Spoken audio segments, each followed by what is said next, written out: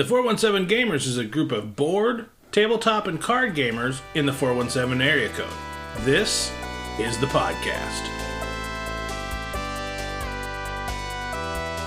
Welcome to the 417Gamer podcast, episode 68, the one with new gamers. Friend of the 417Gamers and friend of the show, Gina, stops by. We pulled her into the hobby about year and a half ago. She's been enjoying it. We talk about somebody being new to the hobby because it was a topic of the show that we dreamed up a while ago. We're like, when are we going to get somebody new? I'm like, oh, we got somebody. And then we had to find a time to talk about it before she was not new enough to talk about being new. So thank you, Gina, for coming on. In the 4, we talk about 4 games that we've been playing recently. I talk Hanami. Andrea talks Up or Down. Gina talks about Pinched. And then Andrea and I talk about Welcome To. And the topic of the show, I've already spoiled that. We talk about being new to the hobby, the likes, the dislikes, the hurdles to getting to game night. How many games have you bought? And in the 7 in the 417Gamer podcast, Gina sits down for the 7 questions of the 417Gamer podcast. Without further ado, the 417Gamer podcast. Welcome to the 417Gamer podcast. My name's Rick. And I'm Andrea. And we're joined by a friend. Gina, say hi. Hi, I'm Gina. So, in the 4, we like to talk about 4 games that we've been playing recently. Andrea, what have you been playing recently? I have been playing Up or Down, which is a cute little card game where you have cards that are numbered 1 through 120. I think 120. 20, I believe it was. And you can either have them go in ascending order up or ascending order down, and you are creating 3 elevator shafts. The trick that I've never seen to get the cards in this game is there is a general pool of 6 cards on the table and 2 draw decks, and you have a hand of 3 cards. To get a card to play into one of your elevator shafts in either ascending or descending order, and they have to be in numerical order, you have to take one of the cards from your hand and play it to the general pool in the middle of the table. Take one of the cards that's either above or below it. So if and they're in numerical order. So if I wanted the 27, I would have to play a card between the value of 27 and whatever card's next to it. Say it was 52. So if I wanted the 52 or the 27, I would have to play a card that was numerically in between those, and then I could choose either one of those cards. That card that I played stays on the board. It is now available to be chosen from the next player. So whatever card I take from the general pool gets played into one of my 3 elevator shafts. And then to draw back up to 3 cards, because you'll always have 3 cards in your hand, you draw from the 2 draw piles in the center, which is 1 face-up deck and 1 face-down deck. So if you don't like the number that is showing, you can choose from the face down. And then you play until all of the cards are gone from both decks and the general pool. Which doesn't sound that interesting. It's kind of like The Mind. Mm-hmm. And the game. And the game. Oh, I loved that game. The trick here is in each of your elevator shafts, you don't score them just by the face value of the cards. You score by how many cards are in that shaft times how many cards of a specific color you have. So whatever color is in your shaft that you have the most of times the number of cards in that shaft will be the value of points that you get for each shaft. Which sounds very easy, but it is not. And we have had fights and arguments and don't take that one. Oh, I can't believe you took that. And yeah, it's actually a lot more entertaining than you would think. And the art is really cool on the cards. Yeah, the designer is Michael Kiesling and Wolfgang Kramer. This is published by Capstone Games. The artist credited is Marek Blaha, Kwanchai Moria, and Gina Reuter. Yes, I really enjoy that puzzle because, as you said, the cards are circled around the decks, and you have to play in between 2 cards to try and get the one you want, and when you play it, it scores up. It's a thinkier puzzle than when you originally see it. You're like, oh, that's easy. But when you get your hand of cards, you want to play those cards into your own piles, but you can't. You have to use those as a vessel to get the cards you want. Mm-hmm. And a lot of times when you see the cards out there, those are not the cards you want. Or if you draw a card and you're like, this would be perfect, but you can't play it because you have to play it out for someone else to take. Yeah. I'm going to talk about Hanami. This was a Kickstarter game and a retheme of a Reiner Knizia game. The Reiner Knizia game was Samurai, and it came out in 1998. Hanami, I should say. It's an area control game where you're playing tiles trying to surround different picnic places. And when they're surrounded, depending on the symbol or what's there, there's rice buns, there's crabs, and there's something else. The little sushi? Yes, the little sushi roll. You have your tiles have one of those three symbols, or there's also there's the good luck kitty. I don't remember what the kitty's name is. It's that little kitty waving cave? with the little paw. The paw. Yeah. Paw power. Yeah. It goes Kitty back and power. forth. The kitty power, whenever you put it out, it's wild. And then on the bottom of the tile, they have powers of like 1 to 4. When you surround it, whoever has the symbols and their strength, you divvy it up, and whoever has the most strength gets that little token.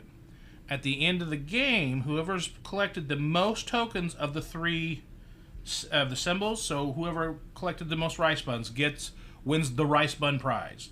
Whoever collected the most lanterns, one of them was the lantern. Whoever's collected the most lantern little things, they get the lantern prize. There's 3 of them, and whoever's collected the most wins the game. Then there's a tiebreaker. If you've tied, it's whoever's collected the most little little pieces of what you didn't win in. So if I won the lanterns, you won the rice buns, we tied because of that, then it's whatever we had the least in the ones we didn't get. Mm-hmm. It's a pretty title. The artist credit on this is Lee Feng, Ikakuru Shinagan. It's published by Keymaster Games. Samurai, most area control games are very masculine and very attacky in nature. This, I thought, was very laid back. We've played it at 2 so far. It plays up to 4. I'm excited to play it again to see how much we like it at 3 and 4. 2 was nice, and you and I do not care for area control at 2 hardly at all, but I thought this was pretty nice for a 2-player area control. Yeah. Gina, what have you been playing recently? Pinch. Yeah. Okay, good. I was hoping that I got that name right. You sure Sorry, did. guys, I'm really bad with names. Yeah, so Pinch is like a Ocean's 11 kind of board game, which is because we're on a board game podcast. But so what it is you take turns, and one person is a cat burglar, and then everyone else, I guess, is The accomplices. accomplices. I was like, assistant cat burglars? Or they're trying to be. They're trying, and sometimes they fail. But you have a board, and then there are different levels. So basically different levels of, I think it's a museum, isn't it? They're different houses. Oh, they're different houses. Yeah. Anyways, you're trying it's very colorful. And each row has like a different special thing. But you put out these cards, and you are trying to collect so many cards in the same, basically, color, isn't it? To get points. And so you might need like 3 equals 1 point, 5 equals 2 points, so on and so forth. And you can only collect 3 different colors, and they have to say it the same. And then you can swap them out and do all that fun stuff too. Yeah, the different types of loot. Loot, that's what it is. Yeah, yes. So you got like dog paintings, and you got crystal and gold bars. Yeah. And then there's also, and on top of the different houses, is a vault that you can go, and basically what you're doing is whoever is the cat burglar that round, they're going to pick which house they're going to burglar or the vault. And then what they're going to do, what everyone else is going to do is try to figure out which one did the cat burglar pick. And if the cat burglar can fool everybody, then they get all the cards in that house. And then whatever usually special thing that is, one of them is like escaping through like a little secret passage. One of them is like the Mona Lisa. And The Lisa Mona. The Lisa Mona. It's the Lisa Mona. Anyways, and then I can't remember what was with the vault. Like, what happens if you guys go to the vault? So the vault is if the mastermind cat burglar can go by themselves, they get 2 random pieces of loot off the deck. That's right. If they convince some people to go with them, everybody gets 4 cards apiece, which is nice. Yes. But if everybody goes, they all get caught and nobody gets anything. That's right. So yeah, that's what you're doing. And so then you're putting down your guess, and then if you're the cat burglar and you were able to fool everyone, then you get all of the cards, which I think is like 4 or 5. 4 to 5 depending on the location. Yeah, and then you get all of those cards for you to be able to put in your little loot. Yeah, your little stash house. Stash house. But if someone guesses it with you, then they get to pick first, right? And then the mastermind gets to go first for 1 piece. Everybody that guessed gets a piece, and then they get 1 more piece. Correct. See, he's here just to You attest to me. support. Right. Yeah, that's it.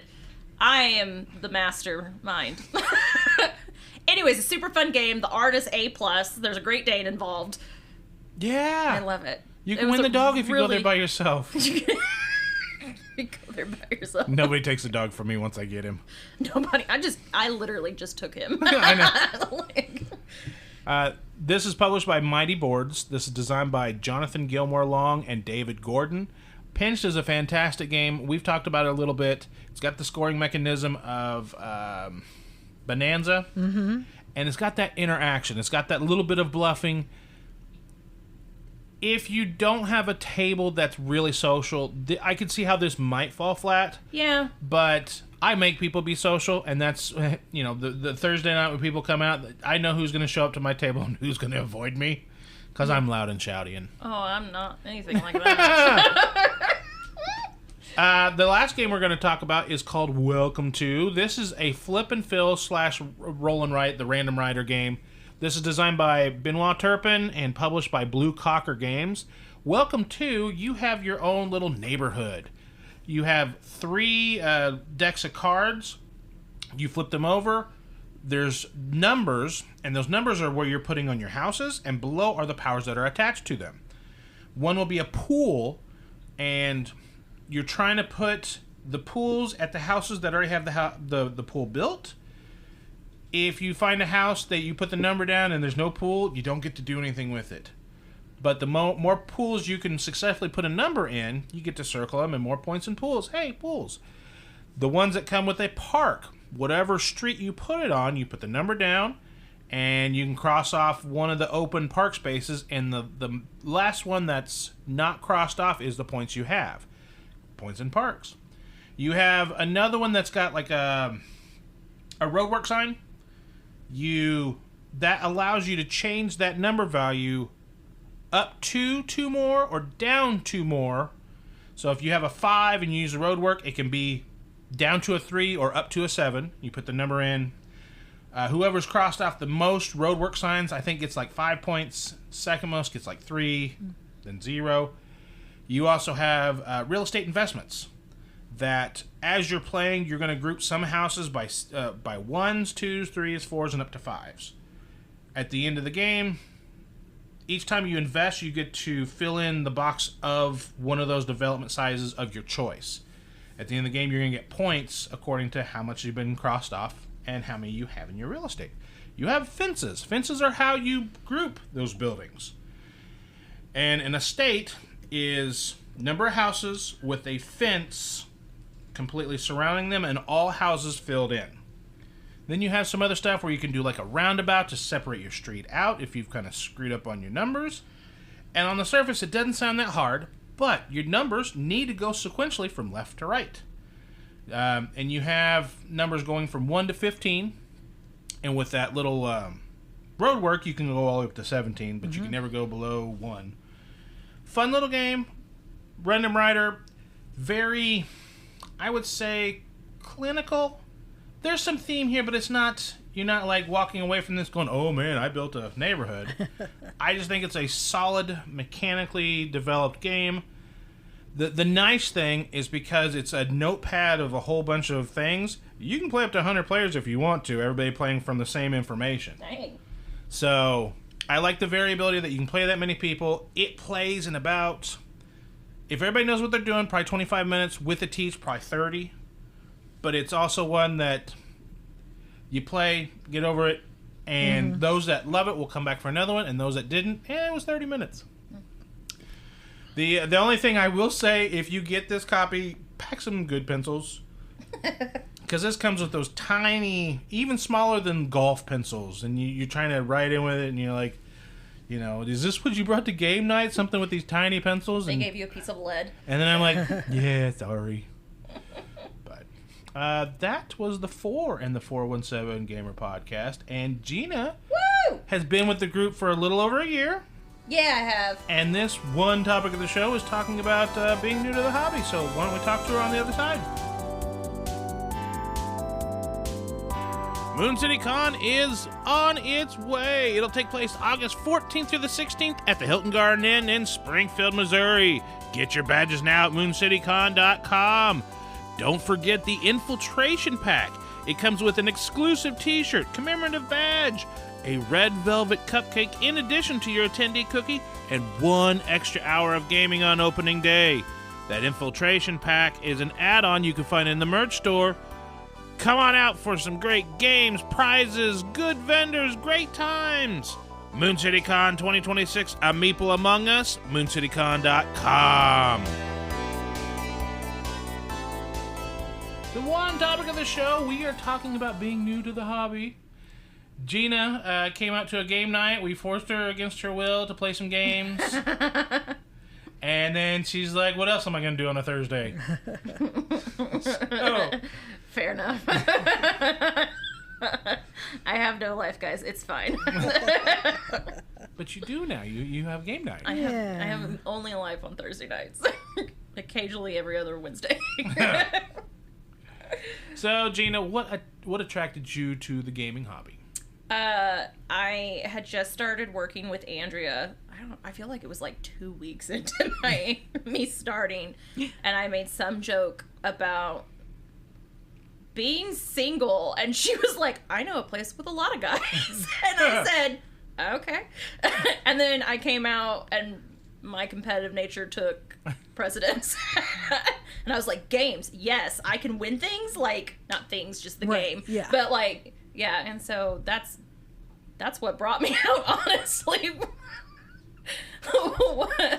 Was a search for a man, and then I got competitive. Came for the guys, stayed for the games. Oh, that should be your guys' motto now. That is not my motto. You sure? Don't assume my motto. I'm gonna get you a shirt that says that. Came for the guys, stayed for the games. That is now that your is new. Absolutely a shirt we should put in our. Yeah, that is the theme for this year's convention. So, how welcoming was the game group to you? I know. Oh, very welcoming. We dragged you in, but our game group on Thursday night can be anywhere from 10 to like 30 people out playing games. Yeah, there's everyone's always been so very nice. So, and considering that I am like ADHD staring at people sometimes, especially the ones with the miniatures, I'm fascinated by those. Yeah. They don't look at me like, eyes on your own paper, lady. Like that is. They're always very, very nice. They're always very, very helpful. Anyone that has came into like, usually it's like me and you and Ethan but anytime any other one else comes in, they're always super nice and like willing to learn and willing to teach. And so, yeah, no, it's been a really good experience. And I would say in our area, we have kind of a mixture of political ideologies, mixture of backgrounds. I mean, various nights we'll have some people that are in law. We've had some lawyers. We actually one night had a judge come out And because we had a lawyer in our group at that time, they both had a side talk and then agreed that one shouldn't be there. So then the judge left. And I'm like, what happened? He goes, well, I'm in his court quite often, and we agreed that he would try and come to a different night. I'm like, and then we never saw the judge again. And That's true. I didn't even know what the judge was. But now the lawyer didn't even come out because pandemic ruined a lot of groups. We had a big group then, and we're not quite to as big as we used to be, but we're getting there. That's crazy, but yeah, I could see. What a weird coincidence. Yeah. Conflict of interest, because I think he did family law, and I think it was the Honorable Yeah. So, what were some detractions from game night just coming in? Like, you said detractions? Mm-hmm. Oh, well, one is, like, I grew up, I didn't know that there were so many different kinds of board games. Mm-hmm. Like, I had no idea. We had, and I've joked about this, we have, like, I think 3 different versions of Monopoly. I have a Lord of the Rings Trivial Pursuit and Risk. That is, and at one point in time we had a Wizard of Oz Trivial Pursuit. Yeah. And that is the extent of my gaming, right? And I played cards a lot. So it was this kind of like, am I gonna catch on quick enough? Am I going to like it? Like, I liked board games, but I hadn't played in years. Is this going to be just a really boring time? Right. Am I going to understand, the complex? Because a lot of them are so complex. And I found that out, too, that a lot of them are very complex. And so I think that was more of, like, if any deterrent. But I didn't really have much of one because I am social. Right. And I make friends easy. And so I wasn't worried about that aspect of it, but I was kind of worried about the, like, is this going to be, like, too much to, like, all at once type of thing. Right.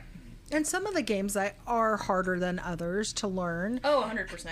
And there were a couple, like, the first time you played Concordia, you were like, I don't... The only time I played Concordia. What are you talking about the first time? You said that like we were going to follow up, which now you really like it. No, hard no. We played it one time, and that was good enough for me. Understood. But I will say, like, I really always enjoyed how, especially when I first started, it was... we would have one very simple game, right? Something that could easily be done and didn't hurt your head and you didn't have to, like, think too hard on it. Yeah. And then one more complicated one. And so it was always a nice pairing of, like, knowing that, okay, there's a break, like a breather is what I wanted to say. Yeah. But I came up with break. So. Hey, break is great. Well, last month we were talking about games, and I talked about a 3-course dinner of games, and that's honestly the ideal night is the way I would like to go. I'd like an icebreaker, something that's light, starts getting the social, stigma or the social juices flowing, so you talk, get ready. The second one being a little bit heavier game mechanically or length and weight. So, I mean, it doesn't necessarily have to be the thankiest of gamers, but I want something that's either got mechanics and or story, or both if you can get them, and then finish up with a dessert, something that's also kind of a brain cleanser, something. The game is a great one. Point salad, no thanks, something that you don't have to put a lot of brain power into, because you just, because we play some games where you just, like, your brain's just fried, and you're like, I just spent 2 hours trying to get points and I got my butt kicked. Yep. Yep. There's been more than one game where I just started throwing down. I didn't even look at what I was doing. I was like, this seems great. Did the game store turn you off when you came in at all? No, it's got a weird familiar smell and I still can't place it. And every time I walk in there, I think it to myself, and one day it's gonna pop in my head, but it's not. Where you remember? Yeah, I don't. It's been a year now. I still can't figure out what it smells like, but it smells good. I mean, it smells fine. It's not like a fragrance, but it's got a distinct. Yeah, it doesn't smell like a bookstore. No. or a library, I but can't- it's kind of got, or a restaurant. It's just got its own flavor. It does, yeah. So if anyone figures it out, let me know. But no, it didn't deter me at all. Like, it was really interesting when I walk in to like see all of the different kinds of games and all the different types of things that they sell, and so I like that. But I'm also a shopper, so.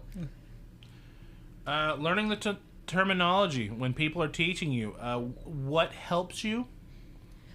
I'm a visual person, so like that's always been.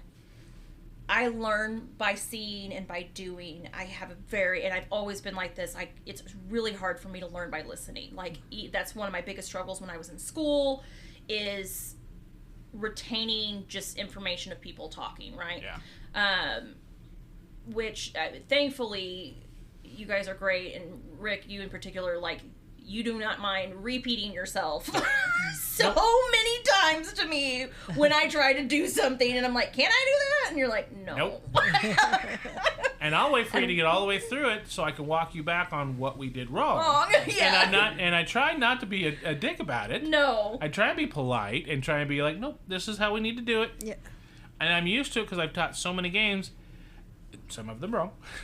But what teaching styles or what teaching does not work for you? Well, it's the verbal. When people just do straight auditory? Yeah, it's I always have an issue when you teach a game. It's very hard for me to, pay attention through the whole thing, because I'm also, like I said, I'm really competitive. So the moment you start talking about any, like, function of the game, right? Whether it be like, oh, you've got to collect these jewels, blah, blah, blah. My brain is trying to figure out the pattern for it. Right. Right? And so then it's not listening to you telling me the next step, okay? Which is why I then go to you later and be like, what am I supposed to do with this thing? Like, and holding up a shoe. Like, it's probably not even part of the game. I picked it. This isn't even in the game. Where'd you get the shoe? Where the hell did you get that? And I'm like, I don't know.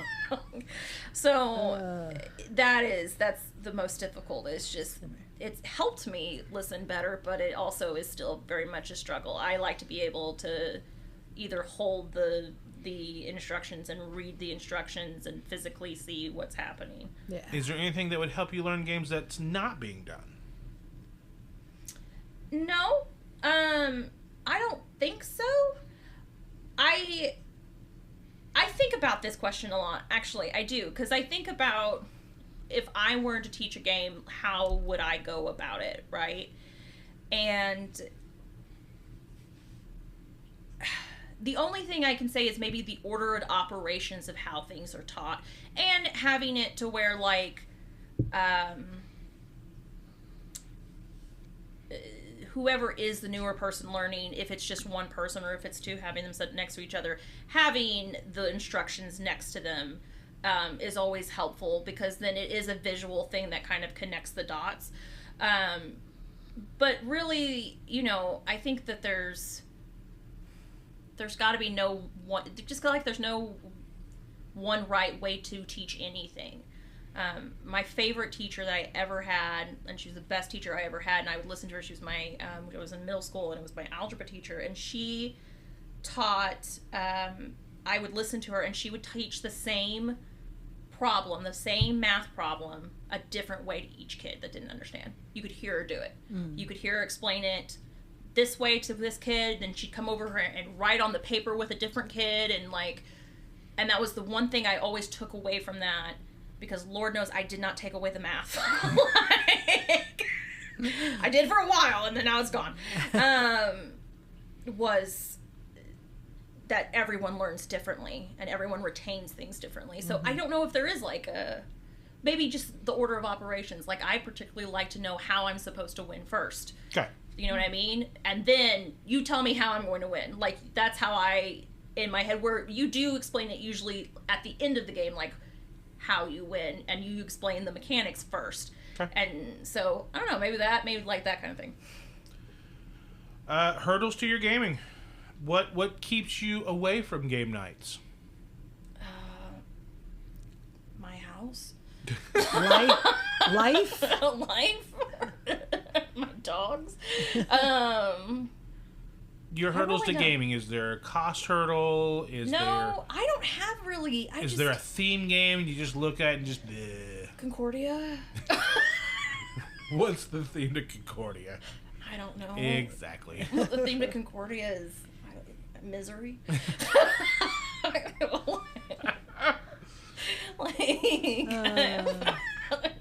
don't know. So for those of you who've never been in their house, this Concordia game always sits in my eye line. It is taunting me every time. And you have to understand, when we played it, I had a migraine that day. Yeah. We ended up adding like 2 extra people, I think, to that night. Yeah. I was a lot. done. I played 2 games at once. Yeah, you did play 2 games at once, and I did. said, no. I won one of them and I came in second on the other. Yeah. I came in time. last. Well, I was fine you with didn't it. know what you was doing. And you still don't. So, yeah, I don't think that there's really, like... I mean, I think if I had to buy games myself, I am very surprised at, like, how much games cost. Like, the expense of them is insane. It is, but... Just defending my hobby. I rode horses, you're fine. We started rationalizing it on how much it costs for us to go to the movies just as a couple. Mm-hmm. And if we buy a board game, that's average price is probably about $50. Mm-hmm. And we have people over for dinner, and even if we got just pizzas, you're looking at probably $70. Yeah. But for tickets for her and I, that's $25. Mm-hmm. If we just got popcorn and soda, that's probably another $25. That's $50. Mm-hmm. If we go to one of our favorite movie theaters here and we get actual food, you're probably dropping $50 on food on top of the $25, so that's $75. And that's for 2 people. Yeah. But with the board game and having a pizza night or us cooking, we're entertaining us and at least 2 others. Sometimes we have, 3, 4 others, and we got, 4 to 6 people around playing a game, having a good night. But then you can play it again later, whereas the movie night... Wait, he plays games a second time? Not often. Like, Not often enough. It's not just a one and done thing? Like, what? Who is this Rick? Okay, so let's go on to some pet peeves you've developed through gaming in your first year. Thank you. That was a lovely segue.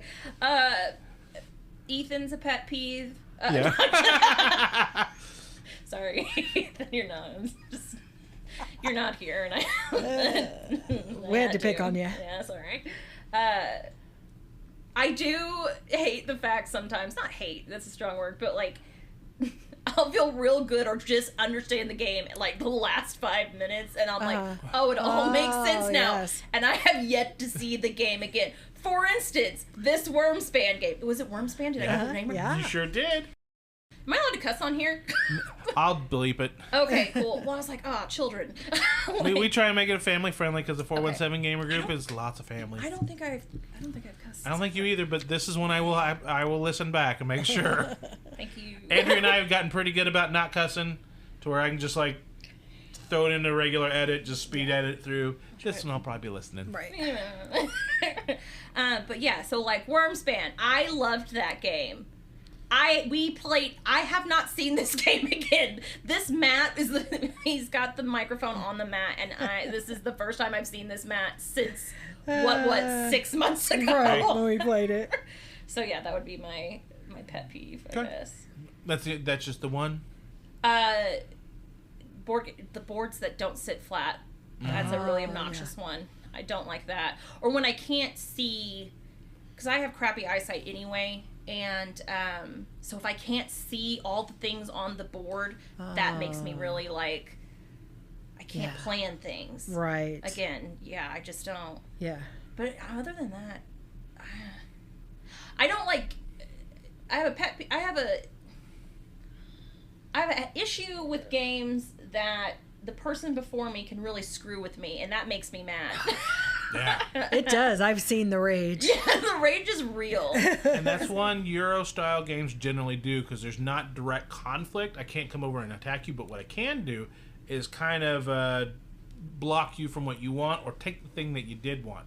Whether I need it for me Yeah. Or if I just want to be mean and take it so you can't have it. Yeah. And that is obnoxious. And granted, I also do that, so... Yeah. But there are some games that feel like it's more about being an ass jerk. An asset jerk. That's actually a good way to say it. You're being an asset jerk. I know you stretched that to where it wasn't as profane as it started. But there are some yeah, okay, that's it. My answer's done. All right, before we're done with this segment, what are some tips you would give others that are just joining the hobby? I think that go to places like Metagames or Village Meeple, or if you're in Springfield or wherever you're from, you know, the places that are selling these board games, because they will have those board game nights or whatever, and they have free board games. So like we talked about it being kind of expensive. Well, you can just walk in and then go try those games and sit down at a table and do that on those nights, and then meet some cool people. So like, don't be afraid to try things that you're not, just like in life, don't be afraid to try things that you've never done before, or games that if you already are into games where you're like, I specifically like this kind of game, venture out. Okay? Yeah, play the Concordia. No, don't play Concordia. But yeah, I would say do that. Just make sure and ask questions. Yeah. That's a big thing too, is like, don't worry about looking stupid. Yeah. Don't be bashful on questions, especially when you're brand new, because a lot of times you might be asking the question that the other person that's too bashful to ask 100% wanted also. Yeah. Oh yeah, 100%. And yeah, just have fun with it. They're games. Yeah. Yeah. So don't take it so seriously. All right. Nice. Well, on the other side, we're going to put you through the questions of the 417Gamer podcast. You're listening to the 417Gamer podcast. You can listen to us on Libsyn, Spotify, and over on the 417Gamer YouTube. If you'd like to contact the show, head over to facebook.com/Hobby Gaming Network or leave a comment on the YouTube page. Now, on to the 7. The 7 in the 417Gamer podcast is going to be the hot seat of 7 questions from the 417Gamer podcast. Good luck, Gina. Ah! Number 1, what is the earliest game you remember playing, and what was your first hobby game? So the earliest game I remember playing in life was Rummy. My grandma used to play that with me all the time, my granny, and she was from Italy, so we would play that, and then we would play Machiavelli, which is a Rummy type game as well. And I played that. I'm pretty sure I knew how to play Rummy before I could talk. And my grandmother was a cheat, so I had to learn how to play good quick. So was mine. That's a generation thing. Like, she was a cheat. But yeah, that would be definitely the earliest one. And the hobby game was the second part. Yep.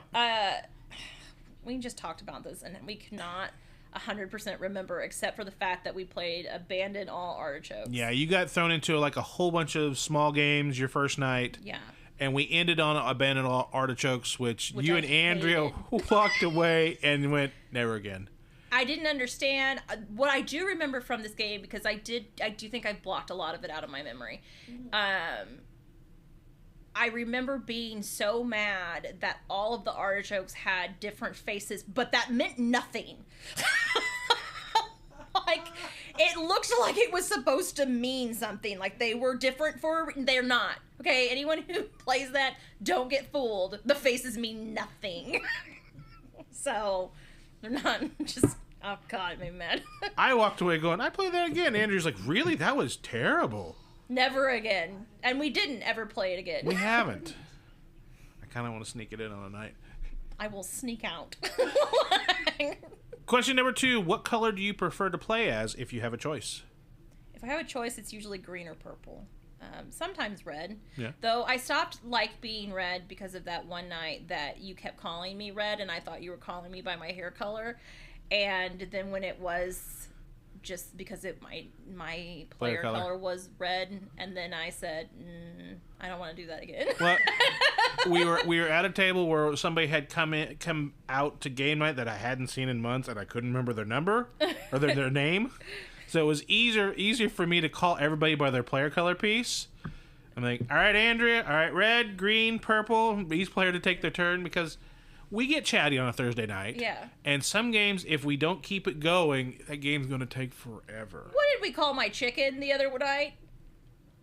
Sleepy Chicken? No. No? Oh, it was like Jeffrey? Chester or Jeffrey or I don't It wasn't remember. Chauncey, I know that. No. playing viticulture. I liked viticulture. That was fun. But I can't remember. What did we name my chicken? I remember. Oh, I'm so mad now. Okay. Number 3, what style of game do you prefer to play, and what style of game do you shy away from? Okay, I'm going to set this bad boy down. I think I like things where I like engine building games. Where as soon as I figure out the pattern, then I can use and abuse it. And so, like, we've talked about this, like, I like Wormspan. I really like Wormspan because once I figure out how to move the cards, like, where I need, like, what, and one thing leads to another, and then this, like that, I love that type of stuff, that puzzle part. So I really like those. I think I like worker placement for the most part. I don't like the ones where there's just so many different side quests that I've lost the plot. You know what I mean? Like I need those because my adult ADHD fans out so wide that those games help me focus in. See, and for my ADHD, it's the opposite. I can't hone in because there's too many, and I forget about it. Now, if we played them more than once, maybe I would like it. If maybe I had a second chance. She's seen me try and take out the trash, and I'm screwing in a light bulb, and she's like, "Are you taking out the trash?" I'm like, "I'm getting there. Yeah. I'm getting there." Okay, the light bulb need to be undone. And by the way, oh, hey, we need to mow the yard. I'm gonna go grab the mower. Yes. Oh, hey. I see a task after all the other tasks. I'm like, I'm gonna do this task. I'm like, ooh, that needs to be done. Ooh, that needs to be done. Ooh, that needs to be done. Because your brain says, if I don't do this right now, I'm gonna forget it. Yeah.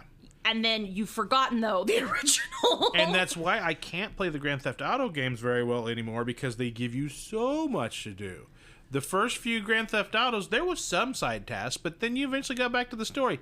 Now you could play for hundreds of hours and never do the mission. I never played Grand Theft Auto, but I do remember back when I used to play WoW, it was like, WoW had only came out with like the second or third game, and all I ever did was make my map. That's it. That's all I did, is I just ran around and lit up places on my map.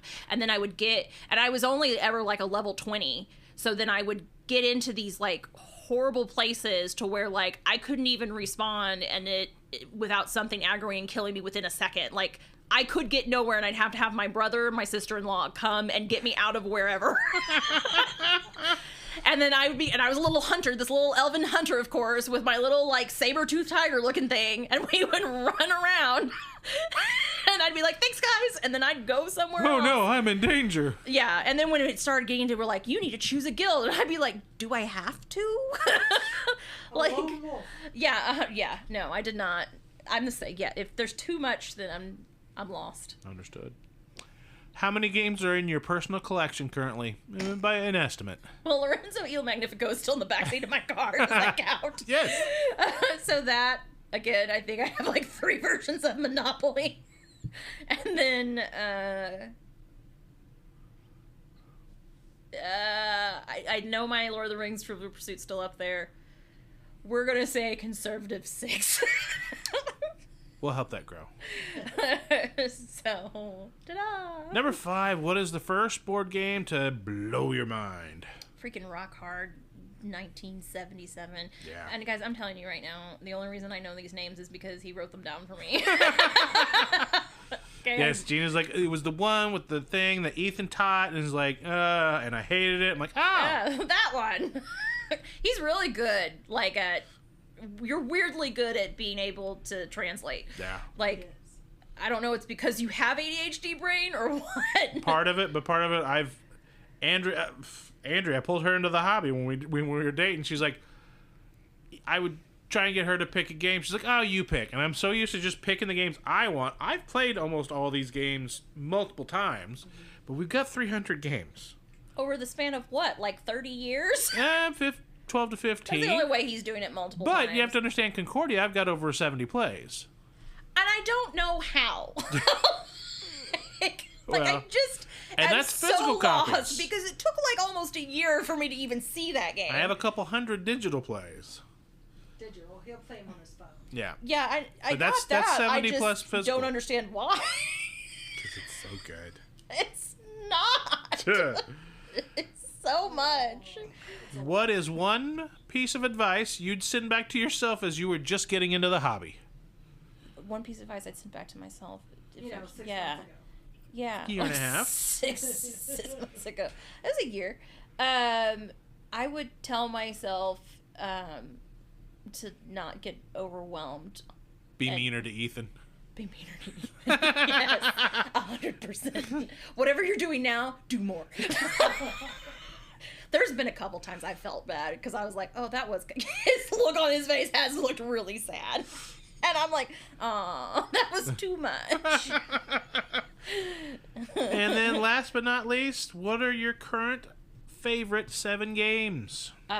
Okay, get ready for the list, guys. It's Wormspan, The Game, Pinched, Machiavelli, Lorenzo Il Magnifico, Fantasy Realms, and Castle Combo.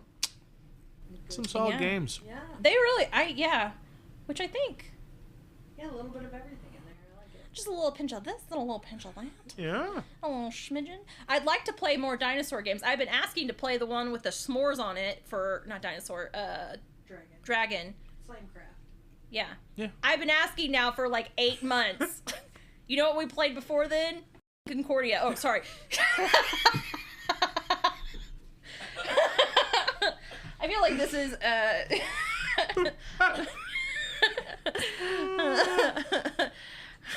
all right, guys. We're gonna put this at the beginning of the podcast. Let's see how many times we bash Concordia. Exactly.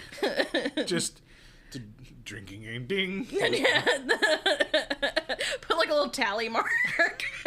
Which is ironic because it is Rick's favorite game of all time. Oh yeah. Maybe that's why I hate it. Like, possible. I would like to play it. I think again with you wouldn't. less play. You don't think so? Yeah, No. with maybe just 3 or 4 players. I just want to understand why you like it. I guess. Mechanics. I like a mechanically sound game more than I care about the theme. I think I'm the opposite. Yeah, I think, and that's the way Andrea started.